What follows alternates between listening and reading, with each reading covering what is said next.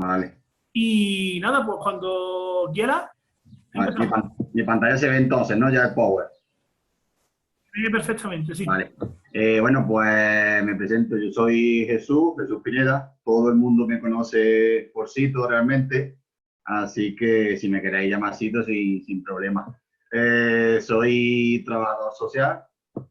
Soy graduado en trabajo social por la Universidad de Huelva.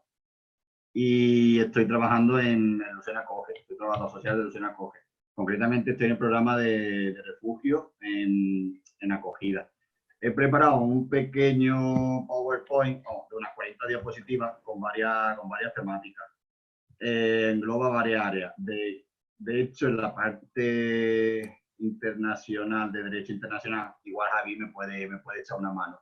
Si queréis, empiezo ya a pasar la diapositiva y nos metemos en faena. Bueno, antes de nada, el programa de atención a personas refugiadas, esta diapositiva la he hecho con información de ahí de la red Acoge, que ahora explicaré lo que es. Principalmente lo que quiero que veáis de primera mano, la diferencia entre refugiado e inmigrante. He hecho, digamos, tres grandes diferencias para que quede claro. Si tenéis a lo largo de este rato cualquier duda, pregunta y demás, sin problema, paradme que yo os lo intento explicar. Principalmente la diferencia entre un refugiado y un inmigrante, sí, el refugiado huye de conflictos en su país y su vida corre peligro, huye por su integridad física y la de su familia, es decir, no es una decisión voluntaria. Mientras que un inmigrante sí elige trasladarse para mejorar su vida, su calidad de vida. Después, otra de las grandes diferencias es que el refugiado debe de cruzar fronteras internacionales para buscar su seguridad, mientras que el inmigrante continúa recibiendo protección de su gobierno, siempre y cuando el refugiado no está huyendo de su país.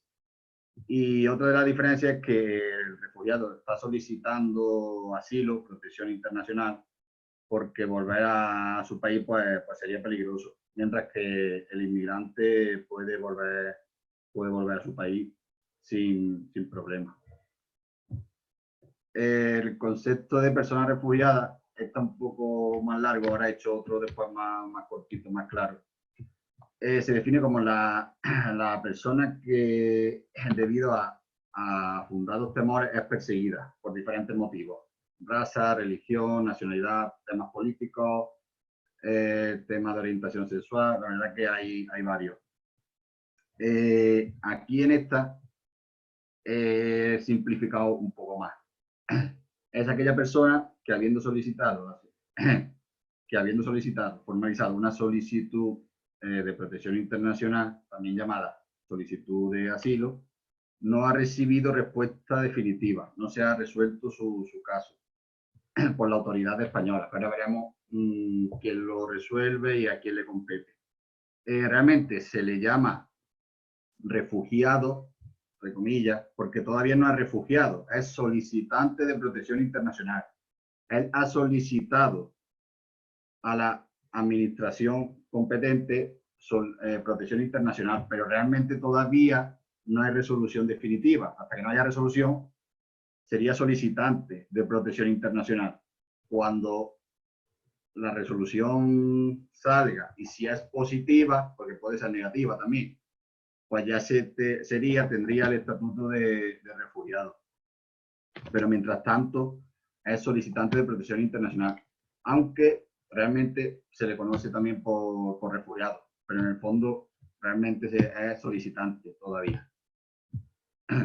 Los motivos, como he dicho antes, pues serían de raza, de religión, temas de etnia, de nacionalidad, perdón, temas políticos, de género, de orientación sexual. Vamos, he puesto los más comunes en esto a día de hoy. He sacado unos datos de hace algunos años porque me ha parecido curioso la diferencia que ha habido en estos últimos 6-7 años respecto a la actualidad. En 2014, los principales países de origen de las personas que solicitaron asilo en España fueron Siria, Ucrania, Mali, Argelia, Palestina, Nigeria y Pakistán. Y en 2015, más de la mitad de la población refugiada era menor de edad, tenían menos de 18 años. Y ahora, sin embargo, estos datos son del año pasado. El año pasado ha cambiado bastante los países, que me pareció súper curioso. Vamos, en 5 años la tendencia ha sido de países como Ucrania, de Pakistán, a países sudamericanos, Venezuela, Colombia, Nicaragua, Honduras y El Salvador. Me ha llamado mucho la atención que no haya países ahora africanos aquí en esta gráfica, vamos, en estos datos que he visto, porque sí que es verdad que tenemos nosotros chicos subsaharianos usuarios del programa de refugio. Sito, al hilo de esa estadística, a mí me gustaría aportarte algo que creo que compartir algo que creo que puede ser interesante para todo el mundo. No podemos perder de vista que siempre que escuchamos la palabra inmigrante o refugiado y demás, siempre se nos va a la mente a las pateras que llegan, pero no es cierto. No es cierto que sean mayoritarios las personas que llegan por patera o saltando la valla en Ceuta y Melilla. La gran parte de los inmigrantes, de los refugiados, de los solicitantes de asilo y demás, llegan mayormente eso, en avión, llegan vía aeropuerto, vía aérea.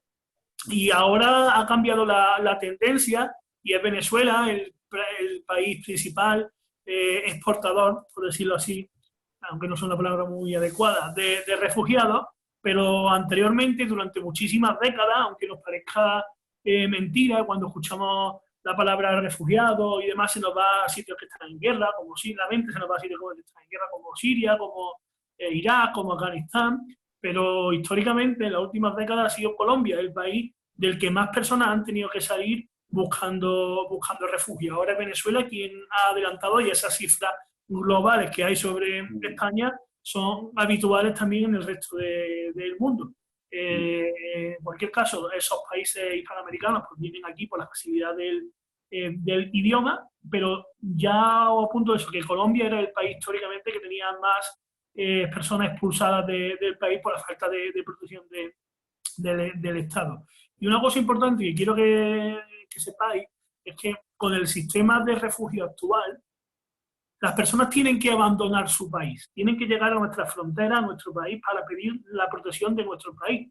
Nosotros tenemos como españoles instituciones en sus países, tenemos la embajada, tenemos el consulado, y ello pues supondría darle la oportunidad de pedir asilo, pedir refugio en estos sitios, le daría una oportunidad inmensa, porque en el caso de las personas que no vienen por vía aérea, le evitaría arriesgar la vida de una manera increíblemente grande, como hacen en el camino que hacen en el África subsahariana hasta llegar al Mediterráneo, o cuando vienen de Oriente Medio. Darle la oportunidad de que pidiesen asilo o protección internacional en la embajada en sus propios países, pero en instituciones propias de nosotros, haría que muchísimas personas menos muriesen, pero también haría que posiblemente la cifra de solicitantes se disparatase y aumentase muchísimo. Entonces, ahí está el juego entre intereses, entre la vida de las personas o el número de solicitudes que queremos recibir. Y la verdad que ha dicho Avi que muchos de los refugiados, de los solicitantes, entran por el aeropuerto. De hecho, de una representación de estos países, en los últimos meses hemos tenido y tenemos chicos de estos países. Sí. Bueno, después, cómo he puesto un poco los pasos a seguir para solicitar protección internacional, es decir, cómo debe de actuar una persona, cómo es el procedimiento. La persona se presenta, puede serlo personalmente, que en la mayoría de los casos, y si no, pues podría otra persona en su lugar. Pero vamos, la mayoría de las veces es la propia persona. Y sería, pues, ella manifestaría la intención de solicitar protección internacional, y pues ya se le haría una entrevista donde costaría todos sus datos, las causas que le han llevado a salir de su país y pues, los motivos por los que pide protección internacional. Tiene derecho a un abogado, una abogada y un intérprete en el caso de que no hable el idioma, de que no hable español. Y si se presenta en territorio o en el CIE o en el Centro de Internamiento de Extranjeros, tiene derecho también a un abogado. ¿Cuándo se debe de solicitar? Pues se solicita dentro de... No, si está en Con tu España, permiso, dime. me gustaría también explicar un poquito qué es un CIE, porque son cosas Vale. muy Sí, interesantes, muy lo importantes. tenía más adelante. Ah, tiene, bueno, pues entonces ya está, no Bueno, digo no, pero nada. si quieres lo explico ya. Es un centro de internamiento de extranjeros, es decir, no tiene carácter carcelario, pero sí que es verdad que no tiene muy buena fama. Sí que es verdad, lo quieren quitar por las condiciones en las que están allí las personas. Si no es una cárcel, pero sí tiene por lo que dicen y por lo que conozco de primera mano, no está en unas condiciones muy buenas. Es un centro donde llegan las personas que llegan de forma irregular, pues lo mandan ahí para que nos entendamos, y a la espera de que los devuelvan a su país o que, que haya alguna plaza para ir a algún dispositivo de acogida o un piso, para que no entendamos. La mayoría, bueno, sé que hay en Ceuta, en Melilla, pero también hay en la península. El de Melilla es famoso por el tema de la valla, porque cuando consiguen saltarla y demás, lo llevan allí y está bastante saturado. Sí. Tiene muchas más personas de su capacidad límite. Al respecto de los CIE, a mí me gustaría apuntar una cosa desde el punto de vista legal, y es aportaros y apuntaros que desde mi punto de vista es algo, la existencia de los propios CIE es algo inconstitucional. Y os explico por qué. Digamos que en función de la relevancia de nuestra conducta que tengamos contra la ley, o contra la ley, las represalias que podemos tener por parte del Estado son mayores o menores. Y en virtud de ese infringimiento que cometamos sobre la ley, estamos ante un delito, que es para los casos que son más graves, o ante una falta administrativa. La falta administrativa en ningún caso conlleva la privación del derecho a la libertad ambulatoria, libertad de movimientos que tenemos todos los seres humanos en España gracias a la Constitución. Sin embargo, si cometemos un delito, pues la represalia que podemos tener por parte del Estado sí que puede implicar una privación de libertad, porque la conducta ilegal que hemos cometido es mucho, el reproche necesita ser mayor. Entonces, hay que aclarar que no tener papeles, encontrarse en situación irregular en España no es delito. Ya no hay que entrar en condiciones, en debates éticos o morales sobre cómo se debería considerar no tener papeles en un país. Hablando estrictamente en términos legales, con no tener tus papeles al día en un país, o por lo menos en España, no se considera delito, se considera falta administrativa. Por lo tanto, no puede ser que a nadie por una falta administrativa en este país se le prive de su libertad ambulatoria, de su libertad de movimiento. ¿Qué pasa? Con los inmigrantes, con los refugiados, con las personas que no son de la Unión Europea, nos estamos encontrando que sin cometer ningún delito se le está privando de su libertad de movimiento para meterlo en esos CIE, que son centros de internamiento, como bien ha explicado Sito, para que aguarden el momento en el que se les puede expulsar, aunque prácticamente el 90% de las personas que entran en los CIE no son expulsadas nunca, porque no se puede llevar efectivamente a la práctica la expulsión, y después de un plazo determinado, si no se ha conseguido, tienen que dejarles en libertad. Por lo tanto, se están cercenando los derechos de esas personas en base a una falta administrativa, algo que no podría hacerse. Sí que cabría una multa, pero no podría privarse de su derecho de libertad ambulatoria, como sí que ocurre cuando se le interna en los CIE. Javi o Cito, yo tengo una duda. Los CIE no son centros, a ver, los centros de acogida al refugiado no es lo mismo que el CIE. No. El CIE entonces es un sitio donde pasan a estar hasta que se supone que se le da una resolución, ¿no? No, los CIE son centros de internamiento donde se, digamos, apartan a las personas hasta que pueden ser expulsadas del país.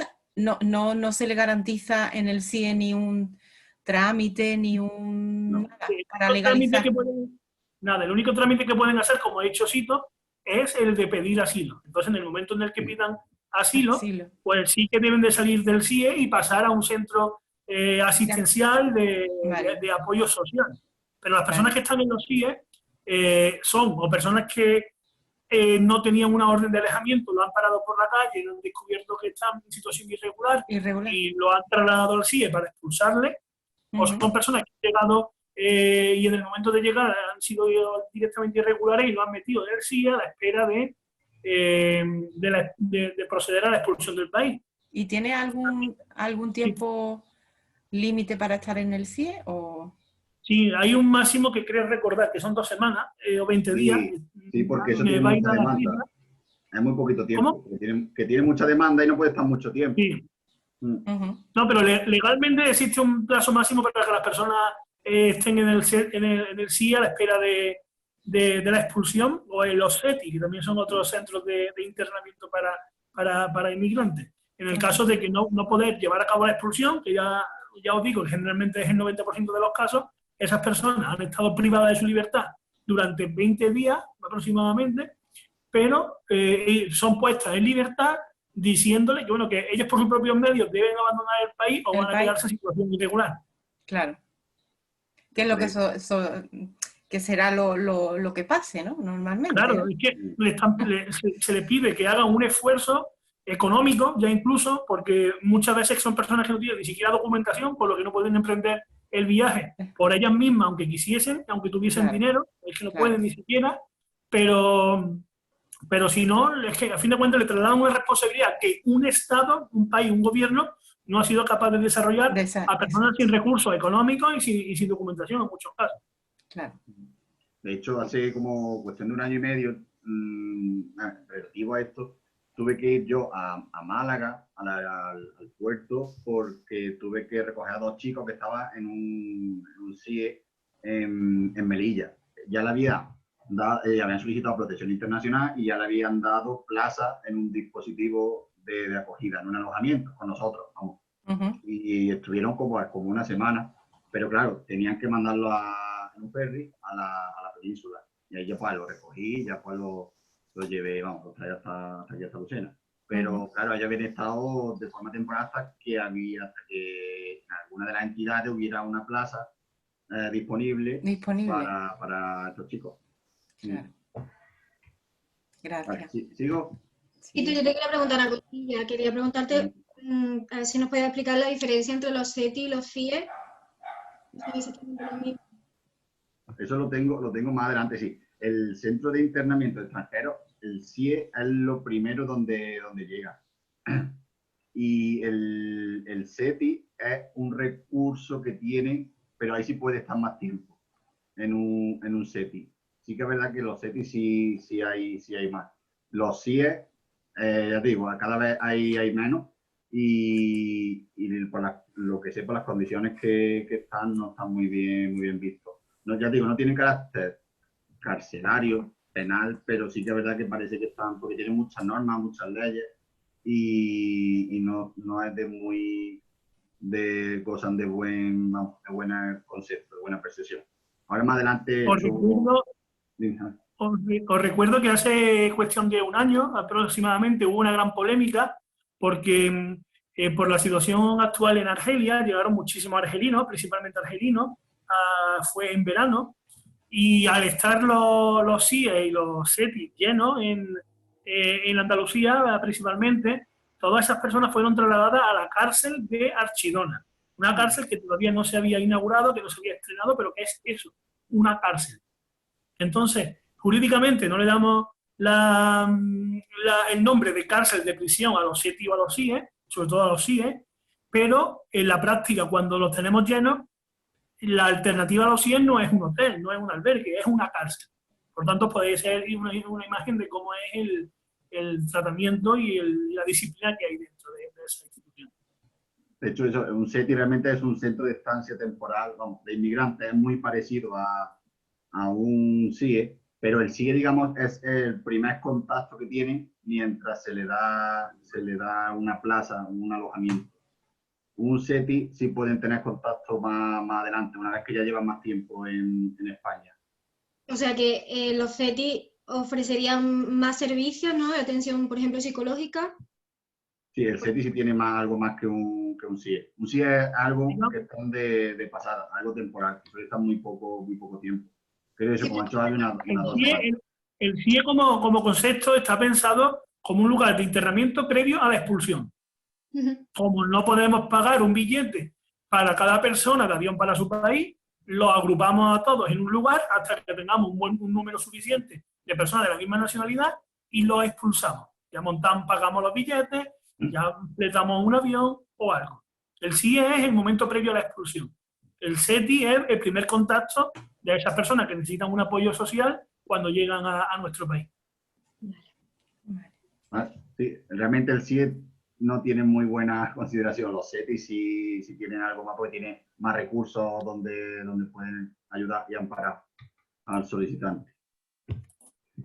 ¿Cuándo deben de solicitarlo? Si se encuentran en España, si ya han llegado a España, en el caso de que hayan venido en avión, estén en Madrid, por ejemplo, en el aeropuerto, pues allí podrían solicitarlo. Dentro del plazo de un mes, como máximo, desde que llegan a España, o desde que se produzcan los acontecimientos, de que se justifique la solicitud, desde que le haya pasado los motivos que tengan, que hayan pasado un mes. Sí, la verdad que la última vez que escuché algo de este tema, dijeron que realmente podrían ampliar el plazo, que aunque eso, la teoría era un mes, se podría alargar unos 2 o 3 meses y también le admitirían la solicitud a trámite. Si se presenta en un puesto fronterizo, una vez que llega al mismo puesto, podría hacerlo. En un aeropuerto, en puerto, la oficina de asilo, sobre todo en Ceuta y Melilla. Vamos, en el aeropuerto hay la policía, tiene la brigada de extranjería, puede solicitar protección internacional, en los puertos también, pero cuanto antes lo haga, antes empieza todo el procedimiento y antes termina, antes acaba todo el procedimiento. Pues sí que es verdad que es bastante largo. Ahora tengo ahí los plazos y los tiempos. Bueno, donde solicita, si llega a España y no puede entrar en territorio, pues en el puesto fronterizo. Si está en España, en la oficina de asilo y refugio, en la OAR, en los centros de internamiento de extranjeros, los CIE, cualquier oficina de extranjeros, los SETI, por ejemplo, también podría, y en la oficina de policía autorizada. Esto del año pasado también, las solicitudes de protección internacional, donde se tramitaron en porcentaje, la mayoría fueron en territorio nacional, es decir, una vez que ya habían llegado a España, bueno, el 92%, después en los puestos fronterizos, un 6%, en los CIE un 2%, y en la embajada, la verdad que la embajada donde menos solicitaron, 146 personas. Y después, por realmente, tal y como yo he dicho antes con respecto a lo de la embajada, cito, es que las trabas que ponen son absolutas. Que sí, ¿eh? Allí es imposible, prácticamente. Allí es más complicado. De hecho, me ha llamado la atención porque yo nunca he escuchado a nadie que la haya solicitado en la embajada, y cuando he visto que había unas poquitas personas que la habían conseguido. Son situaciones extraordinarias al máximo. Por eso yo he dicho antes que en la práctica no no se puede hacer, porque ya veis, 146 personas es nada, y de esas 146 solicitudes yo me atrevería a decir que todas son rechazadas, la verdad. De hecho, yo no he conocido a ningún chico que haya solicitado por la embajada, la verdad. De hecho, cuando lo he visto me ha llamado mucho la atención. Después, por comunidades autónomas, donde se suele solicitar más, como imaginaréis, la mayoría en Madrid, la Comunidad de Madrid y Cataluña. Son las que, sobre todo en Madrid, son las que más solicitudes tienen. Después Andalucía, Comunidad Valenciana y Euskadi. Pero vamos, con diferencia Madrid, donde también es verdad que tiene muchísima más población y tiene más opciones. Vale, los derechos que tiene la persona solicitante mientras su proceso sigue en curso, pues he puesto varios, que de hecho aquí ahora quería comentarle a Javi por si lo quería explicar. Pues tienen derecho a permanecer en España hasta que se resuelva su solicitud, es decir, no pueden salir del país mientras han solicitado protección internacional, hasta que no le notifiquen nada, no pueden salir del territorio. Salvo la reclamación de otros países de la Unión Europea. Y aquí he puesto el convenio de Dublín en rojo, o de un tribunal penal internacional, que Javi, que ya quería que lo explicara Javi. Vale, yo explico lo que es el convenio de Dublín. Lo puede profundizar.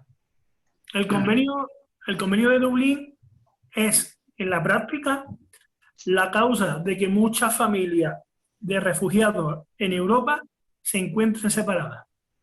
Se encuentren separadas y haya un padre en Alemania y una madre en Portugal y un hermano en Austria y no puedan encontrarse.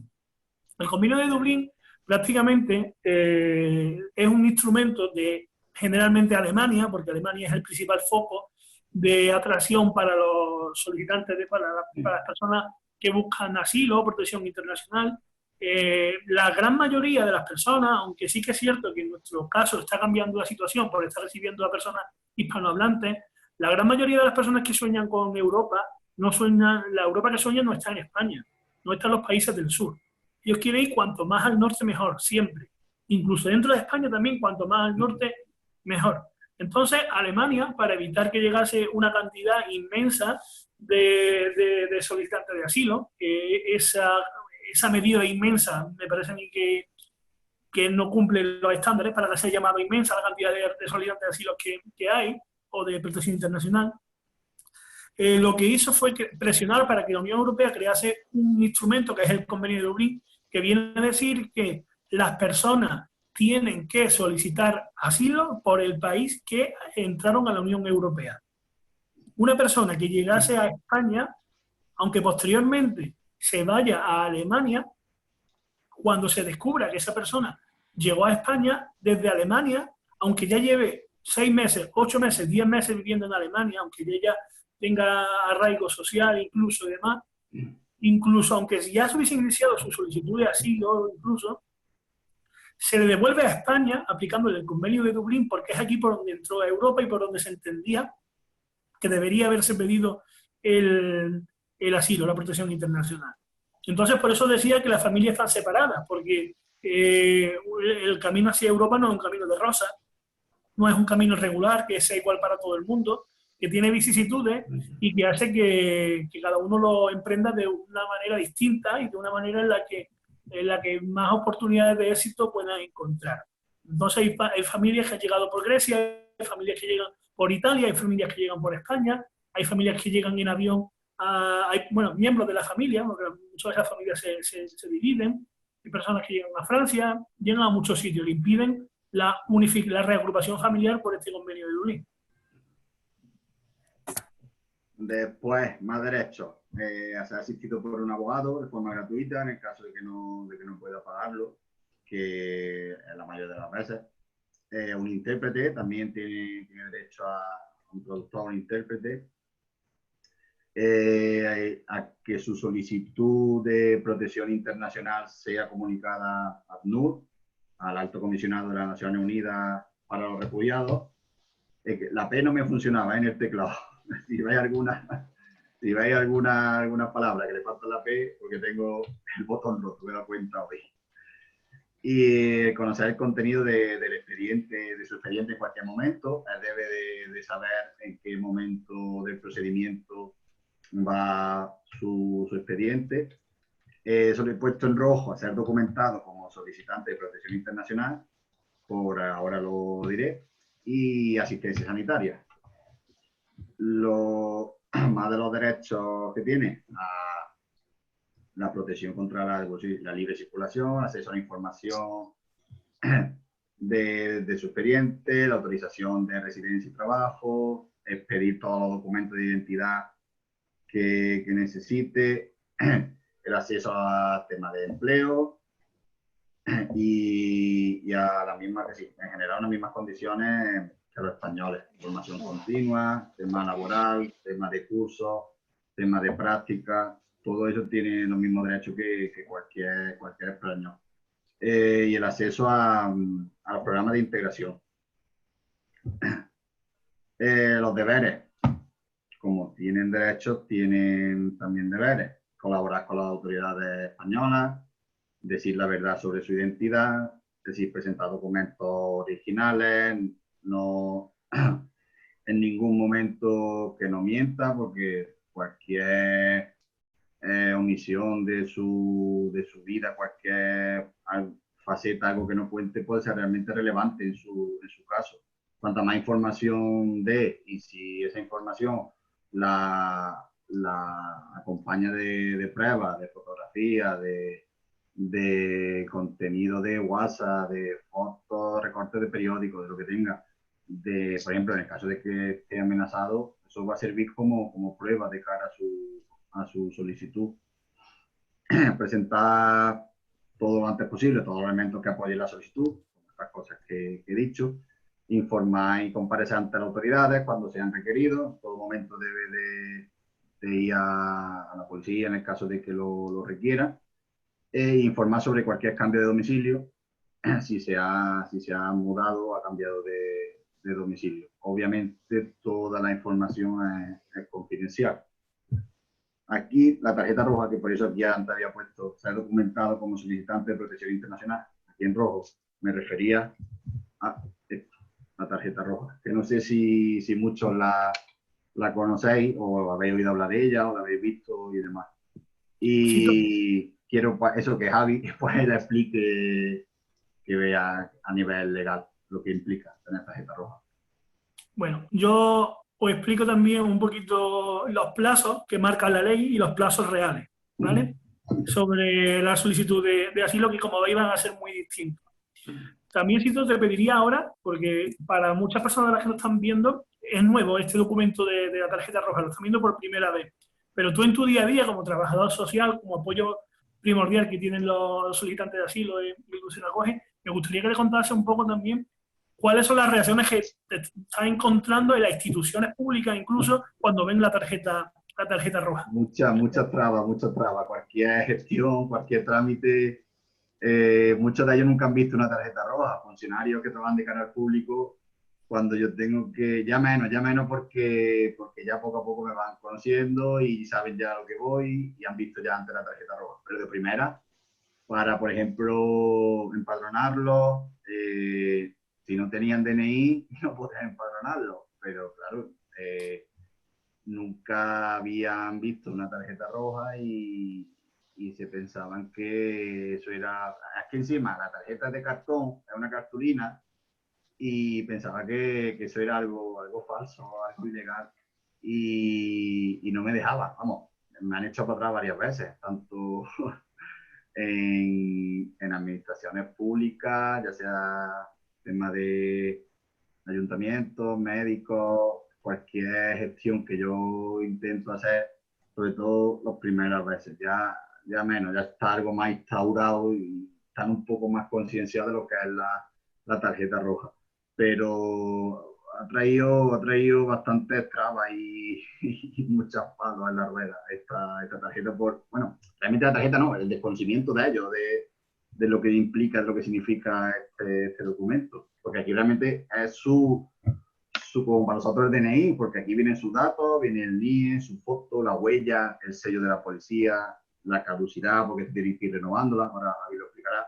Pero sí que es verdad que a nivel de trámites, gestiones de cara a la sociedad, esta tarjeta, incluso habrá policías que no conozcan mucho lo de la tarjeta roja, igual han oído hablar de ella, pero no lo han visto físicamente, porque esta tarjeta realmente la tienen los solicitantes, que es lo que implica que su solicitud está metida a trámite y son solicitantes de protección internacional.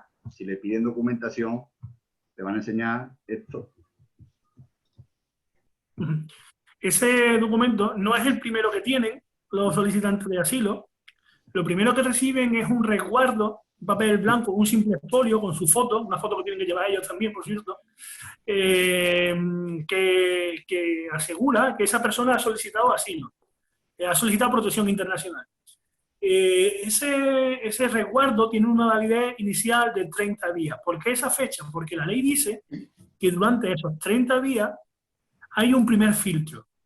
El Estado español, en este caso, debe estudiar, después de la entrevista que se le formula con la policía, estudiar esa historia de esa persona, ver de manera preliminar, no hace falta que se indique en profundidad, si hay visos de realidad, si realmente hay un peligro para esa persona o se lo está inventando y no hay por qué, no tiene el Estado español la protección, la obligación de proteger a esa persona. En la práctica, ese primer filtro de 30 días no se está utilizando. Pasan los 30 días, se tiene esa documentación, esa tarjeta blanca, pero inmediatamente todo el mundo pasa a la tarjeta roja porque ese primer filtro no se está aplicando. Esa primera tarjeta roja tiene una validez de 6 meses. ¿Por qué tiene 6 meses de vigencia? Porque la ley dice que el Estado español debe resolver el caso en 6 meses. Como el legislador estaba desconfiando un poquito de la operatividad y de la capacidad de las instituciones, dice también la propia ley. Bueno, si no resolvemos en 6 meses, nos vamos a dar 6 meses más. Y nos autorizamos también nosotros hasta un plazo de 1 año. Después de esos 6 meses, que como he dicho, sí, toda esa tarjeta es la que le sirve de identificación y de garantía de no poder ser expulsado del país mientras se resuelve su solicitud. Se amplía otros 6 meses más la validez, se le da permiso de trabajo y generalmente cuando se lleva ya 1 año, que es cuando se agota el periodo que la ley se concede al Estado para resolver, se le sigue renovando cada 6 meses porque, salvo muy pocas excepciones, nunca se resuelve en 6 meses. Tengo que decir, y no sé si te voy a pisar un poquillo lo que tienes preparado, que generalmente el 90% de las solicitudes de asilo, o incluso más posiblemente, son rechazadas. No son atendidas. El Estado español entiende que no tiene por qué proteger a esa persona porque no está en riesgo su vida. O porque su país sí que puede protegerla. El sistema de refugio y de asilo lo que hace es garantizar la protección de una persona cuando no haya otro Estado que pueda protegerla y no sea el suyo. Entonces, desde el punto de vista legal, siempre le interesa, yo siempre hablo con ellos y les digo que tranquilidad, que cuanto más tarden en resolver, mejor. ¿Por qué? Porque con esa tarjeta tienen garantía de que no se les va a expulsar del país, tienen derecho a trabajo y el permiso de residencia, como hemos dicho. Están en una situación en la que prácticamente tienen todos los derechos que les podría, o los mismos derechos que tendrían si le resuelven positivamente y le consiguen la protección subsidiaria o se les reconoce como refugiado. ¿Qué es lo que ocurre? Como el 90% de los casos son rechazados, esas personas en el momento que se les rechaza, aunque pueden presentar recursos, se quedan en situación de irregularidad. Ya han perdido el derecho a la residencia y el derecho al trabajo. ¿Cuál es la vía que tienen para legalizarse permaneciendo en España? Esperar hasta los 3 años de residencia continuada en España para pedir lo que se llama el arraigo social. Si una persona demuestra que ha estado 3 años viviendo en España continuadamente, aunque sea de manera irregular, puede pedir el arraigo social siempre y cuando presente en el momento que solicita el arraigo una oferta de trabajo con un contrato de 1 año de duración al menos. Entonces, cuanto más tarde en resolverle el caso, porque sabemos que la mayoría de los casos va a ser rechazado. Cuanto más tarden en resolverle, más cerca están de esos 3 años. El periodo de tiempo que tiene que pasar en situación irregular es mucho más pequeño.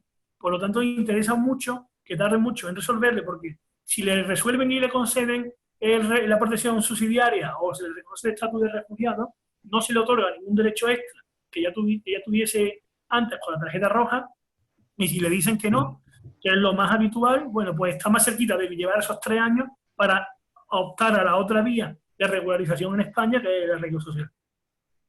No me has pisado, Javi, porque quería que se lo explicaras tú, lo del arraigo. Así que estupendo. Vale, ¿alguna duda, pregunta, sugerencia? ¿O sigo? Yo tengo una duda. ¿Quién habla? No. Noelia, de La Rinconada. Dime, Noelia. A ver, esa tarjeta roja Sí, lleva el NIE, pero el NIE lo tiene que conseguir antes, ¿no? claro. El NIE se lo dan antes. Sí. Se lo dan antes.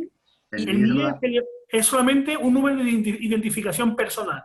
Cualquier persona, inmigrante, bueno, extranjera, que ha tenido contacto con las autoridades españolas tiene un NIE. Pero el NIE lo único que significa es que esa persona está registrada, Vale. no que tenga ningún derecho extra. ¿Y no tiene derecho con el NIE a un derecho al trabajo? No, ni a la residencia. De hecho, las personas que tienen orden de expulsión tienen todas el NIE.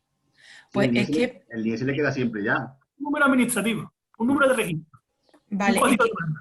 por ejemplo, nosotros desde el área de juventud, que somos gestores del Garantía Juvenil, ¿vale? Que es el programa del Ministerio de Trabajo donde se incluyen los jóvenes de 16 a 29 años que no estén ni trabajando ni estudiando. Y se supone que el gobierno le da una respuesta, o bien de formación, o bien de prácticas, o bien de trabajo.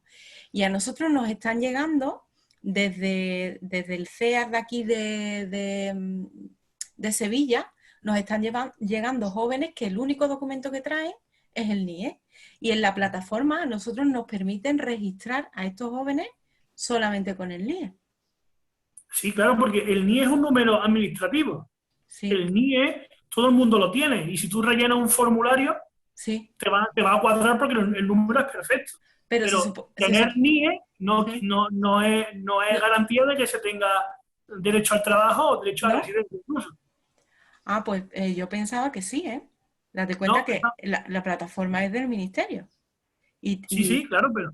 Tienen que aportar a lo mejor otro documento, tienen que a lo mejor... Posiblemente lo que tiene que aportar es un documento que es el TIE, la tarjeta... El TIE, sí. La tarjeta ya, claro, la tarjeta que incluye el NIE, que incluye el número. El número en sí no otorga derecho. Vale. El número en sí lo único que otorga es una clasificación. Ya ha tenido contacto con la administración española y ya tiene un número esa persona. Fin. Claro, sí. Pues esa persona pues busca su permiso de residencia o busca su permiso de trabajo a través de los procesos de arraigo o a través de la solicitud de asilo. Vale. Gracias. Vale. Continúa. ¿Quién decide sobre la solicitud de protección internacional? ¿Qué organismo, qué administración a la que le compete resolver esto? El caso de una persona. Pues serían todas las solicitudes, pues van a la OAR, a la Oficina de Asilo y Refugio, pero la decisión final es tomada por el Ministerio del Interior. En las decisiones, en la solicitud de admitida a trámite, el Ministerio decide a propuesta del Comité Interministerial de Asilo y Refugio, de la SIAR.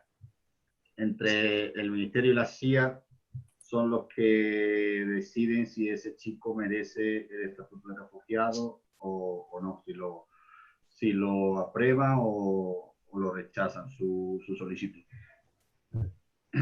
Y ahora, una vez que ya hemos entrado en tema de... Antes de que cambie, cito, perdona, con respecto a, por precisar un poquito más sobre la resolución, como veis es un órgano administrativo, no es judicial, es la administración la que está respondiendo a esa solicitud. El 90% de los casos, como digo, pues son rechazadas y se puede acudir, presentar un recurso ante un órgano jurisdiccional, un tribunal, como en este caso es la Audiencia Nacional. No es un tribunal cualquiera de primera instancia el que resuelve sobre el caso, sino la Audiencia Nacional lo que hace que el proceso se dilate otros 2 o 3 años. Entonces siempre se llega antes la vía del arraigo social que la vía del refugio. Y con respecto a la labor del abogado previa a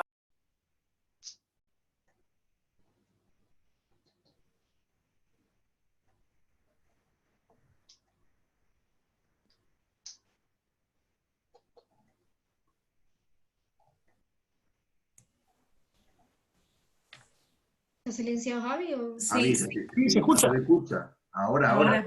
Es que se ha colado una llamada.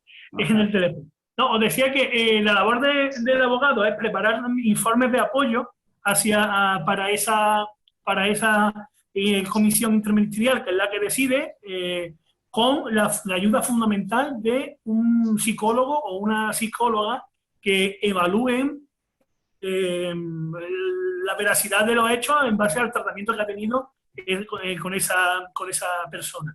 Es importante señalar que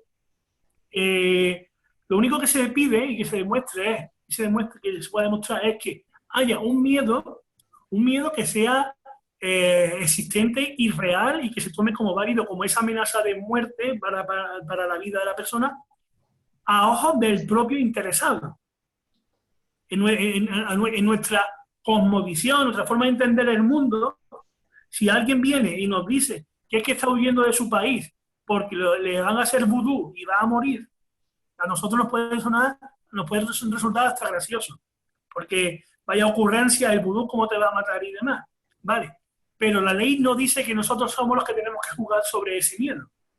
El miedo solamente se debe valorar desde la perspectiva del propio individuo. Si a esa persona el vudú le da un miedo enorme, tanto miedo que le ha hecho llegar a huir de su país por miedo a morir, pues debe ser tenido en cuenta. Ese hecho, personalmente en mi experiencia, me ha hecho tener que discutir, sinceramente, esa es la palabra, con algunos policías en algunas comisarías cuando se ha hecho la entrevista de asilo, porque a veces los policías que hacen la entrevista, incluso los traductores, piensan que son ellos los que tienen que resolver sobre el caso, y no es así, es la CIA, como ha explicado, y todo la Audiencia Nacional si después se recurre. Ellos solamente tienen que limitarse a proceder con la instrucción, a recoger la información, a recopilarla y a presentarla. Fin. Entonces, muchas veces, cuando han escuchado la historia, ellos han entendido que no era suficientemente importante para que se pidiese asilo, y ellos mismos pues se negaban a recoger la información. Cosa pues, que ha costado una pelea, pero finalmente pues sí que han hecho su trabajo. Y es muy importante también demostrar que no ha habido relación ninguna entre esa persona y el Estado que le persigue, porque se entiende automáticamente que tu Estado, si tú has tenido relación con tu país, no quiere matarte, no te deja en una situación de indefensión y nada por el estilo.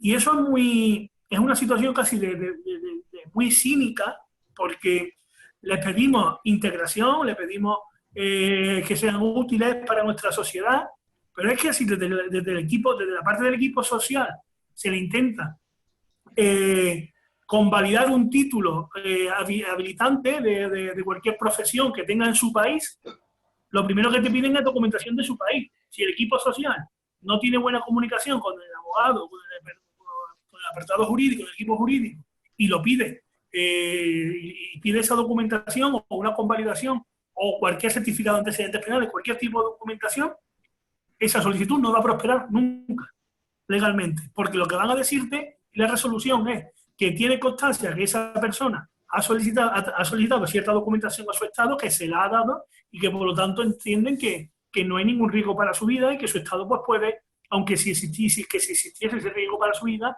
su Estado podría protegerle porque como ciudadano le está atendiendo. Entonces, ya os digo, es un proceso bastante complicado de probar, un proceso complicado también en el sentido de que sin ser experto en, por ejemplo, países africanos, hay que trazar muchas veces la línea entre que una ciudad de un país de Mali, por ejemplo, si se considera zona segura y otra ciudad 10 kilómetros más al norte no se considera segura. En una ciudad sí que tendría asilo y en otra no. Entonces hay que acercarse mucho, como podemos, a la realidad de estos países para intentar que ese informe de apoyo que hacemos nosotros, tanto el psicológico como el jurídico, aporte la máxima claridad posible. Y hay un organismo que es ACNUR, el Organismo para los Refugiados de las Naciones Unidas, que siempre está presente en esa comisión interministerial y que a veces también es muy duro combatir contra ellos porque su palabra tiene presunción de veracidad.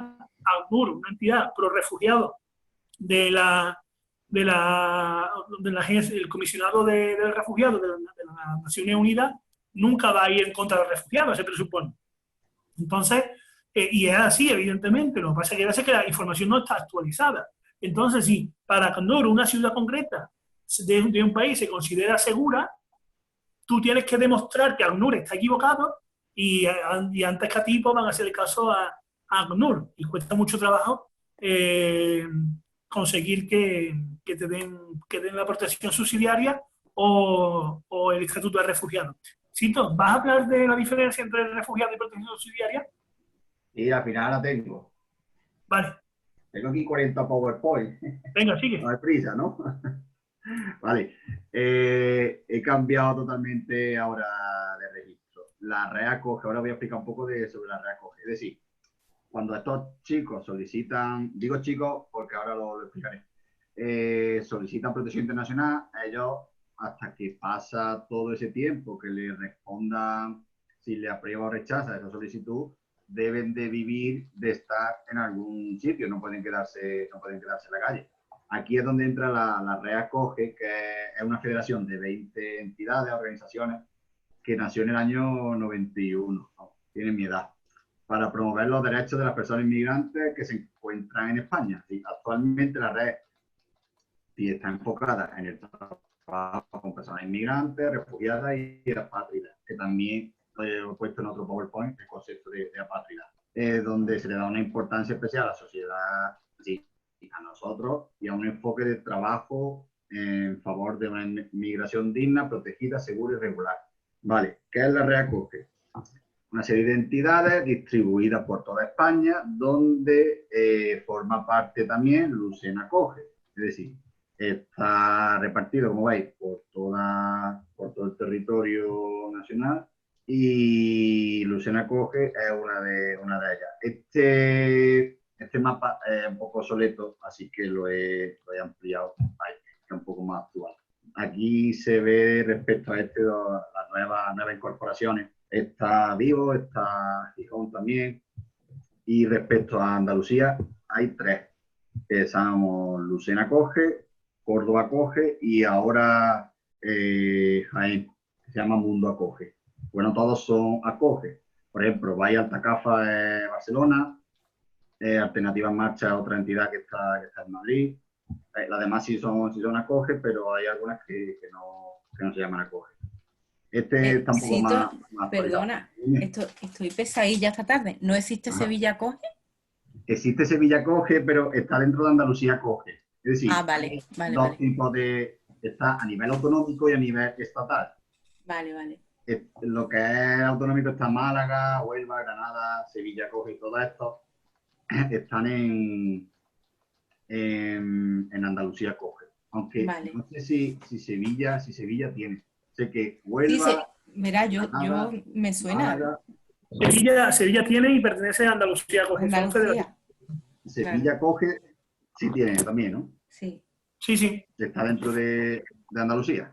En cambio, Jaén, Lucena y Córdoba, que son respecto a Andalucía, están dentro de la red, que es a nivel nacional. Aquí están la mayoría, más ampliados, más actualizados. Veis que está prácticamente por toda España.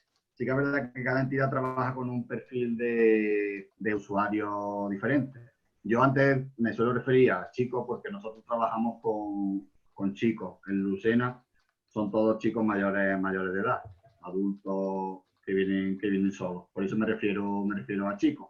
Hay otras entidades que solo trabajan con chicas, otras con mujeres, otras entidades que trabajan con familias, otras que trabajan con familias monomarentales. Cada uno tiene un perfil diferente. Pues un poco los compromisos, los valores de la red que se debe de aplicar en este proceso de integración, de inclusión, como calidad y dignidad en el alojamiento, participación en la gestión de la vivienda. Ahora todo esto lo explicaré. Respeto a la decisión del personal, el equipo técnico, apoyo psicosocial constante, equipos multiprofesionales, equipos multidisciplinares, atención a las necesidades especiales, acuerdos de colaboración con otras entidades y demás, formación continua, orientación al empleo, comprensión de la cultura de acogida y atención a la diversidad, orientación, objetivos, itinerario adaptado, optimización de recursos, calidad en la vivienda y la atención y la gestión, confidencialidad, importante y enfoque de derechos. En algunas áreas que es la que se divide, tema de empleo, alojamiento para salud mental. En Barcelona, por ejemplo, en Valle Altacafa hay un alojamiento donde están especializados en temas de salud mental. Si alguna entidad considera que algún usuario debe de ser tratado porque tiene alguna enfermedad mental, se derivaría aquí a Barcelona. Acogida integral, equipamiento, programa de sensibilización y un plan formativo propio. Respecto a Lucena Acoge, he puesto el equipo técnico que somos, multidisciplinar, que sería el trabajador social, que a su vez es responsable del programa de protección internacional, la educadora social, abogada, psicóloga, el intérprete que hace traductor, también, que a su vez es profesor de clase de español, técnico de proyecto, la parte de administración, bueno, y yo también como trabajador social me he puesto también aquí el último. Todos estos formamos parte del equipo de acogida, de refugio. Cada uno tiene su área, sus facetas donde se debe de intervenir. Tema de acceso a recursos básicos del sistema, atención jurídica, administrativa, las barreras lingüísticas y culturales, tema de la traducción, aprender el idioma. Este es importantísimo, bajo mi punto de vista. Escolarización y apoyo escolar, apoyo psicosocial, acceso a la vivienda, formación y acceso al empleo. Y como he dicho, la cobertura de las necesidades básicas, importantísimo también. Por aquí he hecho digamos, cuál sería el procedimiento muy resumido de cómo sería todo el proceso después de solicitar protección internacional, cómo llegaría a la red Acoge. En este caso vamos a Lucena Acoge. El chico, la persona solicita protección internacional y en el momento que hay plaza pasaría a una primera entidad que se llama de primera acogida, que son entidades como CEPAIN, Cruz Roja, ASEN, y todo esto se tramita en Siria, se le da de alta. En Siria, aparte del país, es la aplicación informática donde se registran todos los chicos, donde vienen todos sus datos y toda su documentación, tema de médicos, si tiene alguna enfermedad, tema de su tarjeta roja, todos sus datos, viene registrado en esa plataforma digital que tiene acceso el ministerio y todas las entidades, ya no solo de la red, sino de todas las entidades de acogida, donde ahí se puede ver todos los datos de los chicos. Pues se le da de alta, se tramite, se da de alta en Siria, llega un correo electrónico solicitando plaza, se valora la propuesta, se reserva la plaza y en 5 días más o menos, se le asigna plaza en Siria, vamos, en una pestaña, pone que ya está asignada la plaza y ya pues la red Acoge pasaría el chico a formar parte de la red Acoge en cualquiera de sus sedes repartidas, como habéis visto, están repartidas por toda España prácticamente. Si Lucena Acoge hay plaza, que ahora digo cómo sería que haya plaza, pues el chico llegaría a Lucena, se le hace el traslado de esta primera entidad donde permanece hasta que haya plaza, hasta Lucena Acoge, hasta Lucena en este caso.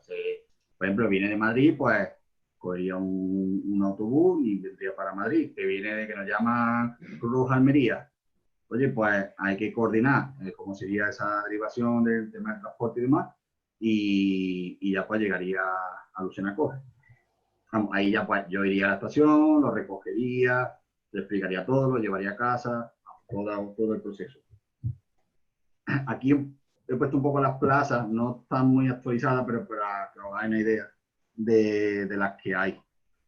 Hay más, a día de hoy hay bastantes más, ¿vale? En Andalucía hay 18 plazas y con opciones de ampliar 2 más. Pero sí, la verdad que ahora mismo hay bastantes más.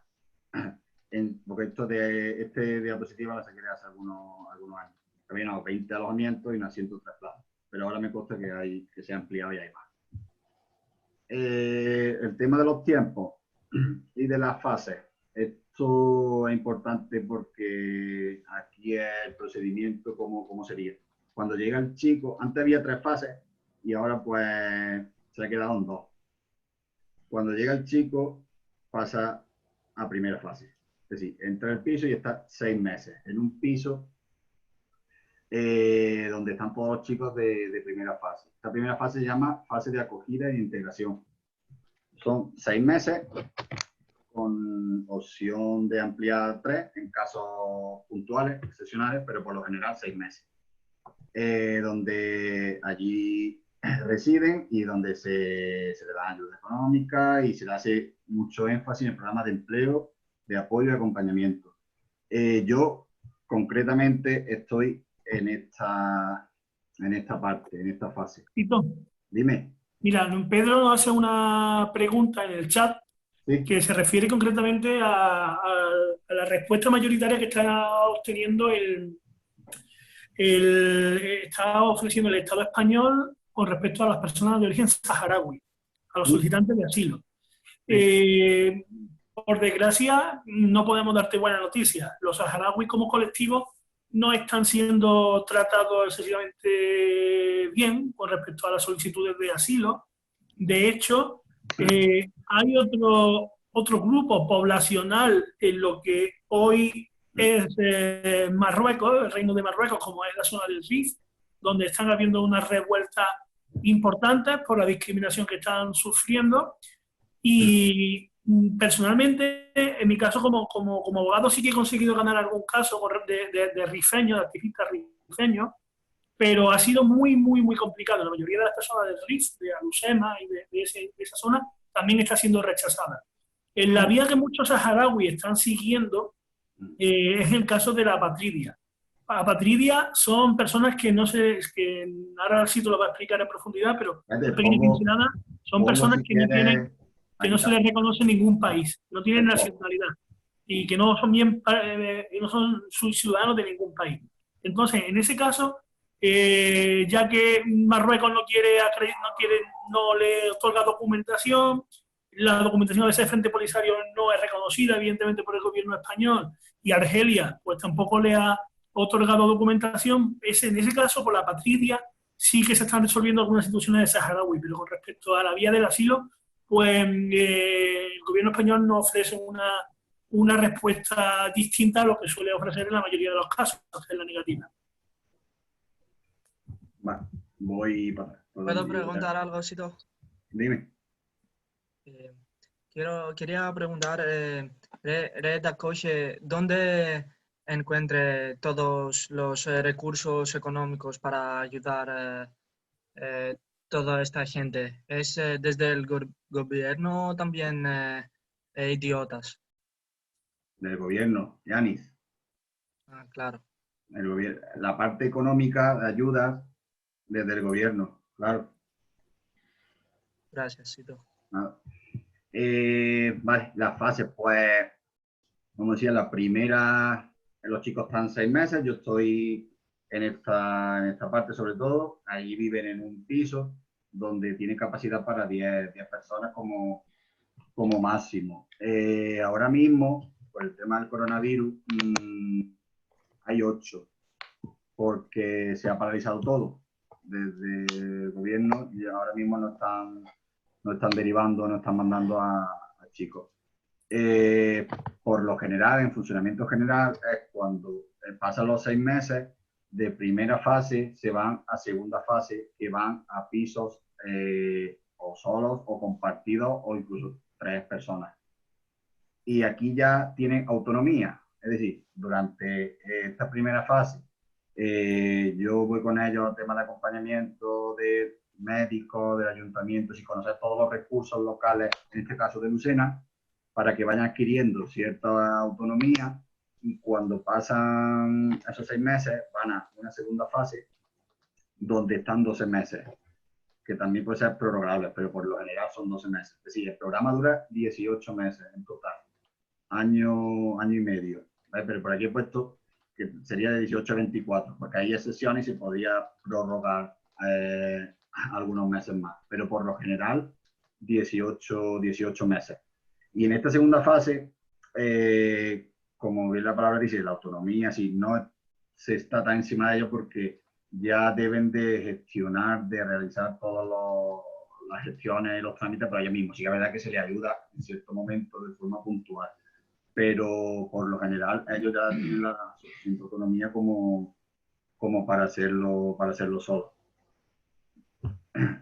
La ayuda que se le dan, pues serían de primera fase, de vestuario cuando llegan, se dan una cantidad de 90 euros una vez para ropa. Todo esto debe de ir gastado y luego deben de presentar los tickets, que se ha gastado en ropa. Y ropa no es una gorra o es un reloj. Ropa es unos pantalones, una camiseta, porque muchos llegan sin nada. No, algunos no han llegado hasta sin maleta, ni macuto, nada, por lo puesto.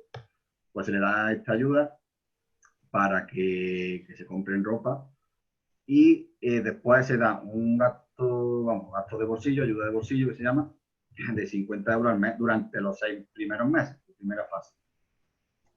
Estas son las ayudas. Y después, a nivel interno de todas las áreas, para trabajar con ellos, se hace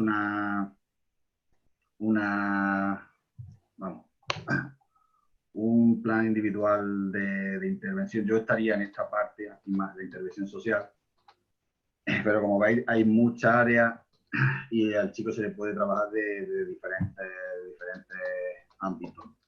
Lo primero de todo, información y orientación, conforme llega, porque muchos llegan y no saben muy bien a dónde van, qué hacen allí, o cómo es. Nunca han escuchado, por ejemplo, hablar de Lucena y no saben nada de ahora por qué están allí, pues muchas veces no le explican, y nosotros pues le explicamos bastante en profundidad a partir de ahora qué es lo que se va a trabajar con ellos, cómo se va a trabajar con ellos y demás. Información y orientación, como he dicho, donde aquí vendría explicado todo lo que hacemos con ellos, la acogida, información previa, tanto individual, traducción, la faceta del traductor también muy importante.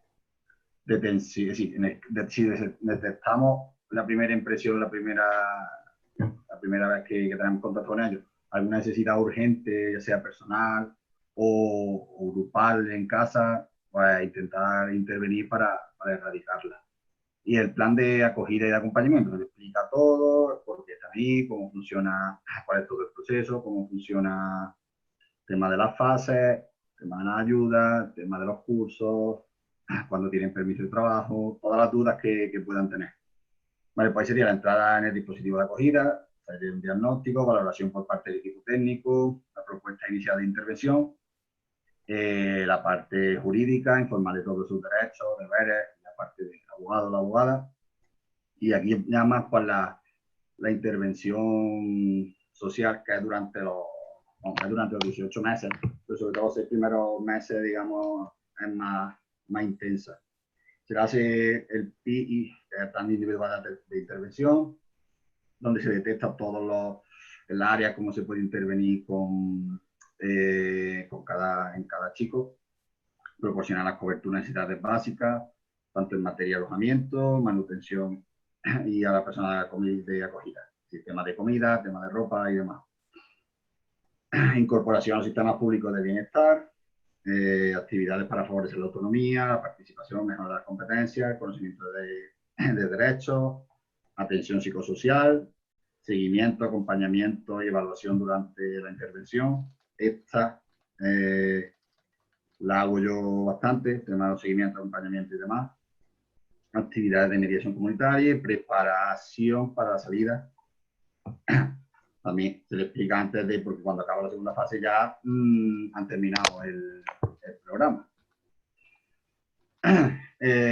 Integración y salida de los alojamientos, es decir, valorar la fecha de la salida de la persona alojada. Al chico se le avisa con antelación, oye, porque eso es muy estricto, la fecha entra en X fecha, ya se calcula cuándo debe de salir. Se calcula o 6 meses, en el primer caso pasa a segunda fase, y después 12 meses más, sí, un año más, y ya pues acabaría lo que es el programa. Y se debe de pensar que se va a hacer con ese chico, porque todavía cuando sobre eso, también lo puedo decir, sobre la teoría son unos 18 meses más o menos en que, sí, año y medio más o menos en que responda la solicitud. Pero la verdad es que se suele alargar más de los 18 meses. No, pues llega incluso a los 24 o los 2 años sin obtener respuesta. Una vez que han acabado el programa, el acceso a la vivienda, sí, se le sigue ayudando al chico. Cada caso es diferente, obviamente, pero en la medida de lo posible se le ayuda al chico. Después debe de tener ya una autonomía, después de un año y medio, debe de tener bastante autonomía. Pero aún así se le hace un seguimiento al chico y un apoyo después. Y cuando finaliza el programa, debemos de tomar las diferentes opciones que hay. El programa ya ha acabado, ya ha pasado el año y medio, dependiendo si la ha contestado o no, pues se hace o una cosa u otra. Si le han respondido y le han dicho que sí, pues tendría el estatuto de refugiado, que eso es bastante difícil. El 90% de los casos lo echan para atrás. La respuesta es negativa. En el caso de que hayan respondido de forma negativa, el chico quedaría en situación irregular. Debe de abandonar el país, pero obviamente si está huyendo de su país, no va a volver a su país. Pero ahí entraría el tema del arraigo social. Por eso he dicho antes, Javi, que cuanto más tiempo tarde en contestarle, es más beneficioso para ellos, porque cuanto más se acerca a los 3 años, pueden solicitar el arraigo social. Aquí sería varias de las áreas donde se trabaja con los chicos, que también lo he puesto, en este caso, sobre todo aprendizaje de la lengua. Desde que llegan, todos los días van a clase de español, ahí a la oficina con el traductor, intérprete, vamos, él le hace al profesor, y van a clase de español para mejorar su español, que es la base de todo. Tema de integración escolar, los chicos, tema del colegio, instituto, en este caso, han ido varios chicos, han estado apuntados al instituto. Bueno, digo han estado porque ahora está todo paralizado. Atención psicosocial, la psicóloga también, tanto de forma individual o de forma grupal. Si yo, por ejemplo, detecto que algún chico en casa, pues lo veo bajo de ánimo, lo veo que está angustiado, preocupado, pues yo hablo con ella y digo, oye, tengo la sensación de que este chico no le pasa algo, está preocupado por el tema de su familia, que está en su país, por cualquier tema, pues hablo con ella y ella pues ya le da cita para tener una sesión con él. El tema de búsqueda de vivienda también, es decir, cuando pasan de primera a segunda fase es una única vivienda, un único piso, pero cuando pasan a segunda fase hay que buscar pisos para que vivan ellos, tanto eso, solo, por pareja o de tres en tres. Bueno, un poco de datos de las diferentes áreas. Los chicos, las personas que han participado, tanto hombres como mujeres, esto se quede de la red, de hace un par de años, creo que es.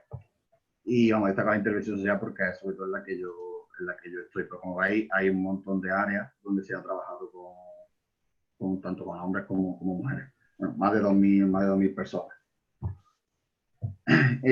La finalización de la solicitud, es decir, el chico, si sigue su curso natural, no habría problema, pero la finalización del dispositivo de acogida se podría acabar. Estos son los puntos que he puesto por los que podría. Si el chico puede renunciar a vivir en ese piso, a lo que es el programa de alojamiento. Decir, oye, que tengo un amigo en Córdoba que me quiero ir con él, que no quiero estar aquí, que quiero irme con él, que dice que me vaya a vivir con él allí. Por poner un ejemplo, es decir, aunque el chico, por ejemplo, abandone, si está 3 días sin tener noticias del chico, y el chico yo voy al piso y no está, y nadie sabe nada, ha cogido y se ha ido una noche y no hay nada en su armario. Y tiene toda la pinta de que el chico se ha alargado sin decir nada a nadie. Pues sería un abandono injustificado. Tiene 3 días, pone una nota, un documento ahí en el tablón de casa, y si después de 3 días no ha vuelto, sería un abandono injustificado. Esto no implica que su solicitud también abandone la solicitud de protección internacional. La solicitud sigue en curso. Lo que ha abandonado es el dispositivo de acogida. No ha querido esa ayuda, pero lo que es su solicitud, eso no lo toca para nada. Eso sigue su curso normal. Después también sería el tema de la denegación y inadmisión, vamos, del chico. Tendría que darse de baja en 15 días o una baja por incumplir las obligaciones. Es decir, si un chico no acata las normas y va por libre, obviamente allí hay tanto unos derechos como unos deberes. Bueno, voy muy rápido. ¿Alguna pregunta, duda que tengáis? ¿Bien hasta ahora? Vale, sí, pues sí, aquí hay un montón de cosas, digo, espero que me dé tiempo. Vale, lo que provoca la denegación de la solicitud, sí, la no admisión a trámite o la denegación de la solicitud de protección internacional. Debe de salir obligatoriamente del territorio, sí, de España, pero es una contradicción porque si está huyendo de su país, no va a ir a su país ni va a salir de España. Pero debe de salir, vamos, quedar en situación irregular y debe de salir de España. El traslado al territorio de Estado responsable del examen de la solicitud de asilo, y después lo que ha dicho Javi, que todas las resoluciones se pueden recurrir, tanto de forma de recurso de reposición como el recurso jurídico contencioso administrativo. Que si Javi quiere aportar, decir algo de este tema de los recursos. Bueno, lo que puedo casi es refrendar lo que he dicho antes. Son procedimientos que no tienen mucha lógica porque el recurso de reposición se plantea ante la propia administración, que ya te ha dicho que no. Por lo tanto, es muy difícil que cambie de parecer y es más lógico acudir directamente a la vía jurisdiccional. En este caso, ante la Audiencia Nacional. Con la saturación que hay en los tribunales españoles, en un alto tribunal como la Audiencia Nacional, ya sabéis cómo puede ser, es enorme. Para que os hagáis caso, estamos poniendo a juzgar sobre la pertinencia de conceder protección subsidiaria o asilo a una persona al mismo tribunal que enjuicia los delitos de grandes operaciones antidrogas, grandes operaciones de blanqueo de capitales, terrorismo. Lo estamos elevando al mismo nivel y por lo tanto se tarda 2-3 años mínimo en resolver el asunto, por lo que no tiene mucho sentido porque por la vía del arraigo social antes se ha conseguido. Tácticamente es una batalla casi que no interesa emprender, pero al menos muchas veces para tener una victoria moral, para que se te reconozca tu derecho a ser protegido, porque tu país no lo ha hecho, pues pues sí que reporta esa victoria moral, ese recurso, si finalmente te lo estiman, que generalmente, a mí al menos, me ofrece más garantías que me enjuicie un juez a que tome la decisión, pues, los funcionarios y los componentes de la CIA. Las causas de exclusión. ¿Por qué un chico, una persona no puede ser solicitante de protección internacional? Es decir, las personas que reciben protección o asistencia de un organismo de la ONU distinto al NUR, las personas que tienen reconocido en su país de residencia los derechos y obligaciones que son inherentes a la posición de nacionalidad de tal país, o las personas que hayan cometido estos delitos contra la paz, delito de guerra, un delito contra la humanidad. Vamos, un terrorista, para entender, un terrorista no puede ser solicitante de protección internacional. Las personas que han cometido un delito grave fuera del país de refugio han de ser admitidas como refugiadas. Y si ha cometido un delito en su país y después solicita protección internacional en otro país, no podría. Ya sea atentado contra la vida, la libertad sexual, integridad de las personas, patrimonio. ¿Por qué se puede denegar que la persona sea solicitante de protección internacional? Porque se considere que es un peligro para la seguridad en España, o porque ha sido condenada por un delito o amenaza para la comunidad. El cese del estatuto de la persona refugiada. ¿Por qué se puede cesar a una persona, dejar de ser refugiado? Si te lo han dado, ¿por qué, si eres una persona refugiada, por qué dejarías de serlo? Para que no entendamos. Pues aquí hay diferentes aspectos que he puesto, pero no me quiero centrar mucho en él porque hay más información adelante.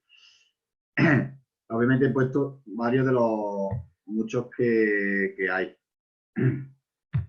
Después, aquí donde lo dije Javi, que había puesto lo de las figuras que engloba, que no es solo el estatuto de refugiados, sino que hay más alternativas, para que no entendamos, hay otras opciones.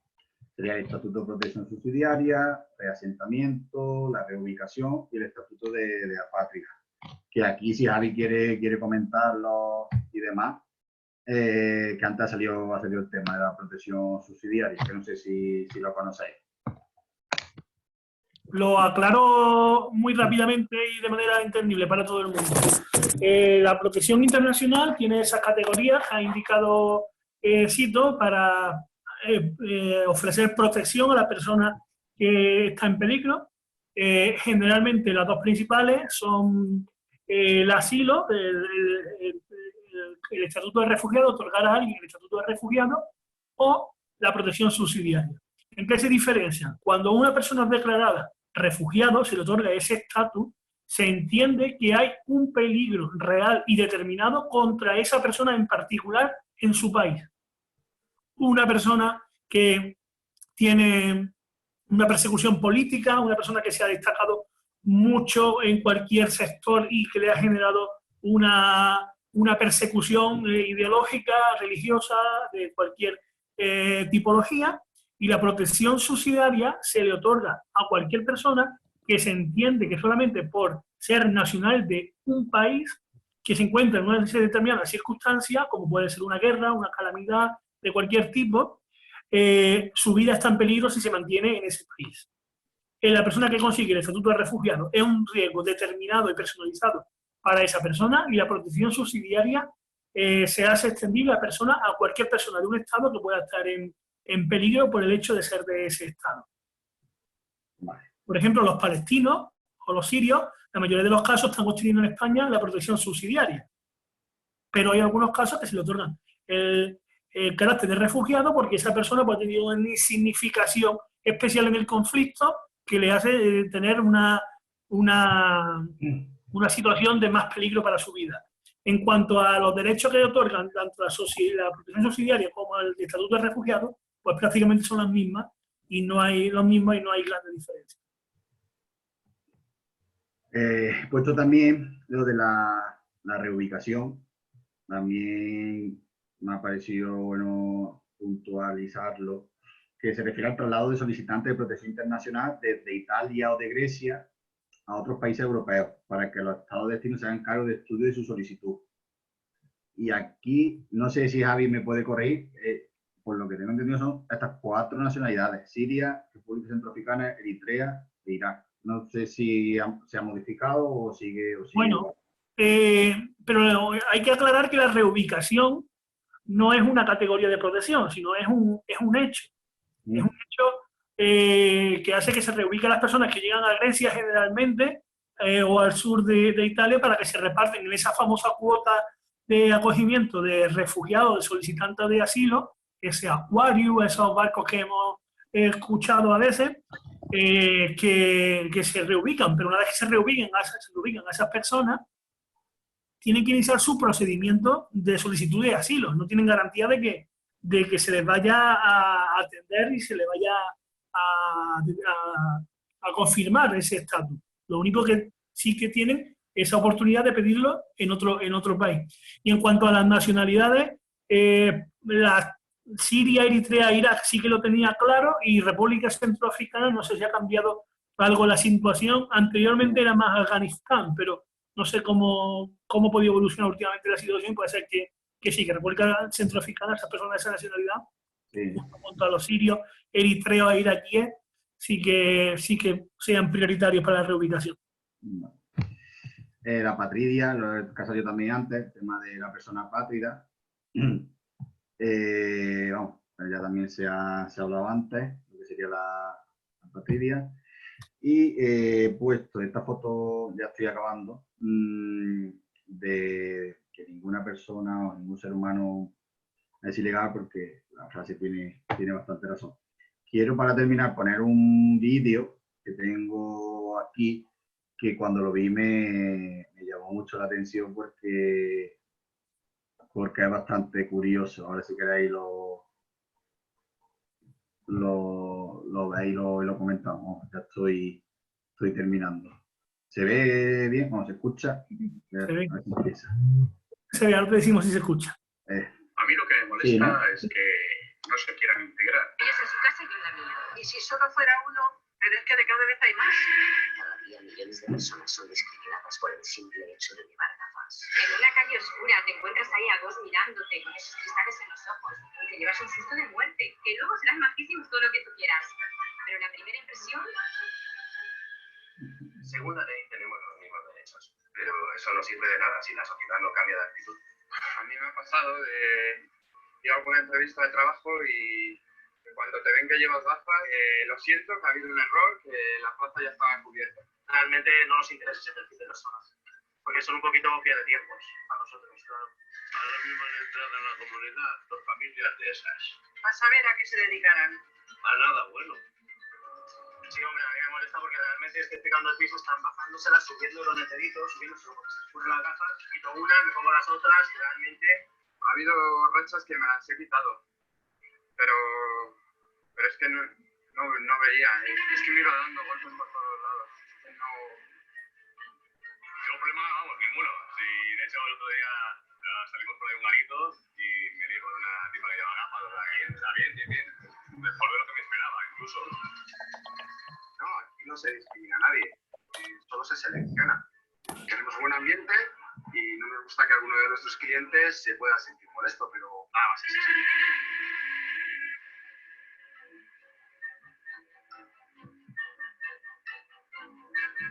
Hay una barra ya hay día. Cada vez que van al oftalmólogo porque les sube las dioptrías, eso quién lo paga, ¿eh? Y bueno, realmente son más conflictivos, claro que sí, que una persona normal por el tema de las gafas, eso sí es verdad. No, yo he encontrado tema tampoco. Que yo no tengo nada en contra suya, ¿eh? Que son gente y... Problema ninguno, o sea... Pero vamos, se nota mucho. Te digo yo, si todos vamos sin gafas, ellos también. Que se las quiten y ya está.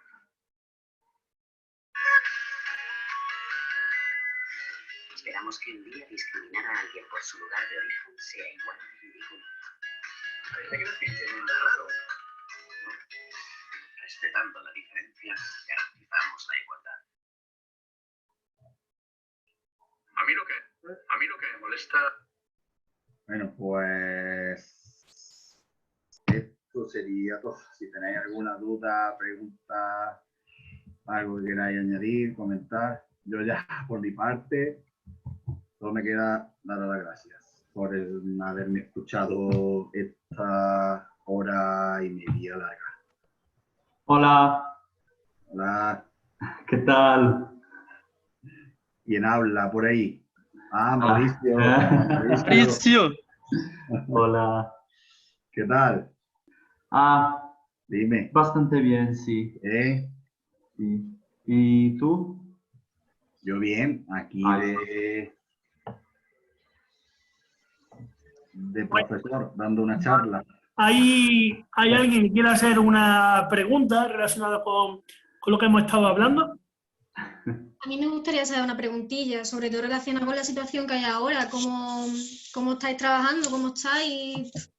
Ahora mismo, a ver, es todo muy complicado porque yo personalmente no puedo hacer ningún trámite de gestión porque está todo cerrado, tema de ayuntamientos, citas médicas, el tema de lo que es el SAE también, CP, todo esto, ninguna administración o una entidad está abierta.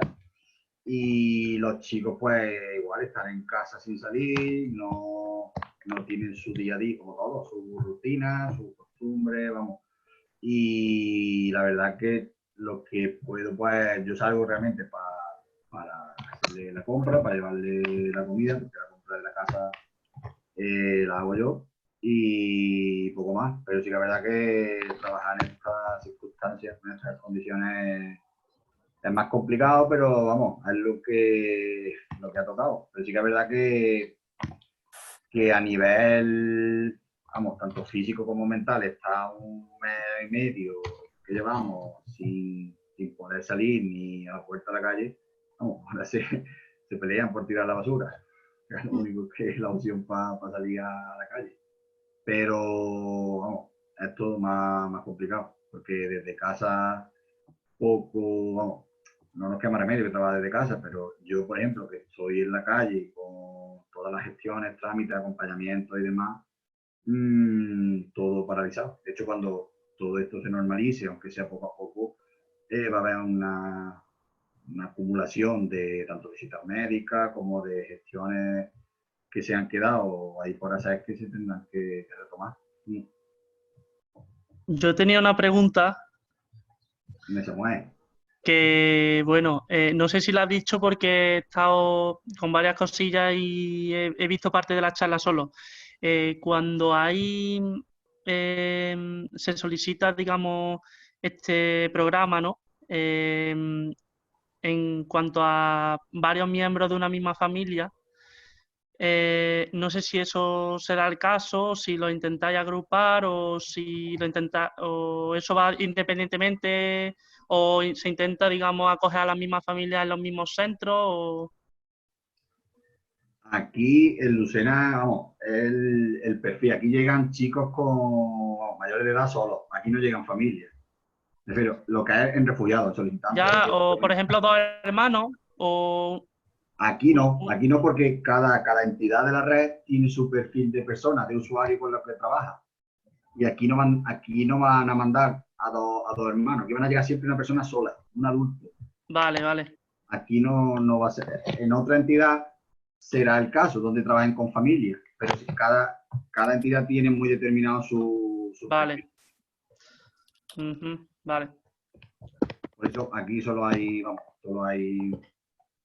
chicos, todos adultos, que no son menas, que no son menores de edad, que mucha gente también se confunde, se piensan que por ejemplo, se acoge, está relacionado con el tema de los centros de menores, con el tema de los menas, pero no. Es muy diferente tener 17 años a tener 18 en este tema. ¿Algo más? ¿Alguien más? ¿Alguna cuestión? Bueno, yo sí quería preguntarte, Sito, aunque me imagino que no tendrá mucha respuesta. Los casos que nosotros tenemos son de personas, familias que se han venido, han entrado por el aeropuerto y están aquí de forma irregular y se integran en la economía sumergida. muchas veces por otras personas que están aquí en España o en Lucena, llevan tiempo y que son conocidas o familia lejana.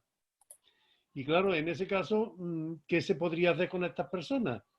¿Se le podría invitar a legalizarse, a pedir a refugio? Porque las historias que cuenta son precisamente de algunos centroamericanos que perseguidos por las maras o que les piden dinero para que, vamos, le exigen una cantidad de dinero si no matan al hijo.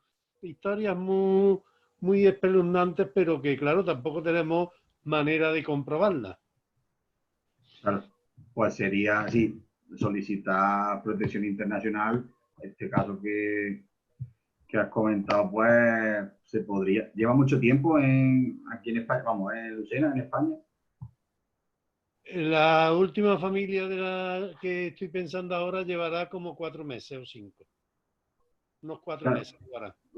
Eso, como he dicho, sobre la teoría, realmente el tiempo máximo es un mes desde que llega. Pero sí que es verdad que pasado ese mes han admitido trámite de solicitudes, que igual podría solicitar protección internacional. Sí que es verdad que la cita con la policía, desde que la solicita la protección internacional hasta que te hace la entrevista a la policía, cada vez los tiempos, periodos son más largos. De ahí van por el año que viene, por septiembre de 2021. Pero sí, sería un buen comienzo, sí, solicitar la protección internacional. En la práctica les va a dar garantía de tener permiso de residencia y permiso de trabajo a largo plazo. La solicitud se la van a meter a trámite, porque están metiendo trámite prácticamente todas, pero va a ser rechazado porque el 90% de las solicitudes son rechazadas y porque ya legalmente no cumplen los plazos. Pero esa resolución negativa le llegará posiblemente cuando ya estén cerca de alcanzar los 3 años de estancia en el país y puedan pedir arraigo social. A mí me da la impresión, Javier y Sito, de que estas familias están aquí de manera irregular, se han integrado en la economía sumergida, acuden a Cáritas pidiendo alimentos y no me da la impresión de que no están dispuestas a hacer muchos trámites. Esta última familia estaba interesada en legalizar los estudios que traían de su país, que decía que tenían papeles. Pero sin permiso de trabajo, esa legalización tampoco les sirve, porque no pueden trabajar. Claro, porque tampoco, se lo dije yo, si no están legalmente en el país no pueden trabajar. Claro. Realmente le convendría porque tendría bastante ventaja de cara a su futuro en España. Cuando se acabe esta situación y la pueda volver a ver a esta familia, pero es que hay más familias que están en esa situación. Pero me da la impresión esa de que se integran en la economía sumergida, vamos, en trabajo en B, esporádico, y van tirando y no hacen nada por legalizar su situación. Y son la mayoría sudamericanos, ¿eh?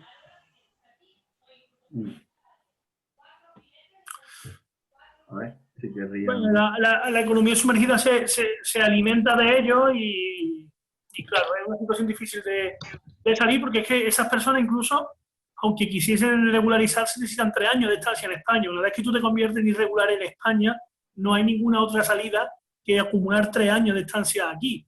Por lo tanto, es que la economía sumergida se convierte en su única solución, en su única medio de vida. Sí, eso lo entiendo. Entonces, aunque quisiesen, es que no van a poder. Y con tantos problemas burocráticos, pues entiendo que... Claro, ese es el gran problema, la burocracia y sobre todo los ritmos de esa burocracia que tenemos. Ya de por sí iba lenta, ahora con esto del coronavirus, no sé yo hasta cuánto se puede alargar el coronavirus. Y retener todo el proceso. ¿Sí? Estamos ya que arañamos, ¿no, Sito? ¿En la casa o qué? Ya ves, es que está todo, no podemos hacer nada de ningún tipo, yo como eso, ningún tipo de gestión ni nada, y los chicos, pues claro, eso repercute 1 mes y medio encerrados sin poder salir para nada.